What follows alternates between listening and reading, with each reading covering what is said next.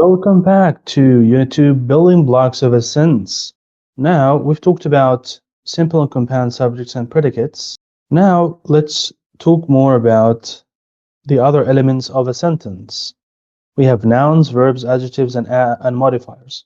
And because they are a big topic, so we're going to divide them into subcategories. So we're going to start with introduction to nouns, verbs, adjectives, adverbs, and modifiers. So we're not going to talk about all this in one video. We're going to take just step by step. So in this video, we're going to talk only about nouns. So let's find out together. Let's ask ChatGPT, introduction to nouns. Tell me the most important information that an ESL student needs to know about nouns to improve his speaking and writing. The more detail you put into ChatGPT, the better results you get. Let's hit enter. Remember, I already have this information after my research and references. So I have already the information here in this PowerPoint file. I'll put it into, I'll put it there as a PDF to download it in the resources. But let's see what the ChatGPT is going to tell us. I will verify the information. If there's any mistakes ChatGPT has made, I will tell you. So what are nouns? Nouns are, let's listen. It's better to listen, and I will comment after listening.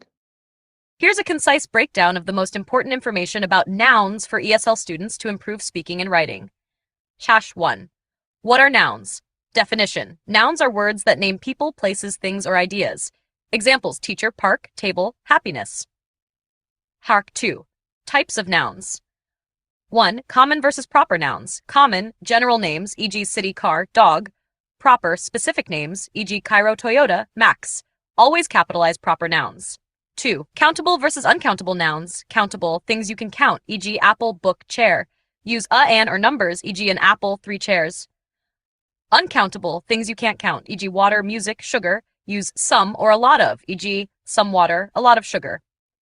3. Concrete versus abstract nouns. Concrete, things you can touch, see, e.g. pen, flower. Abstract, ideas or feelings of freedom.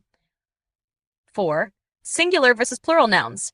Singular, one thing, e.g. dog. Plural, more than one thing, e.g. dogs. Regular, add s or books, buses. Irregular, change form, e.g. child, children. 3. Noun usage in sentences. 1. Subject of a sentence. A noun is often the subject, who or what the sentence is about. Example, the cat is sleeping. 2. Object in a sentence. A noun can also be the object, who or what receives the action. Example, I read a book.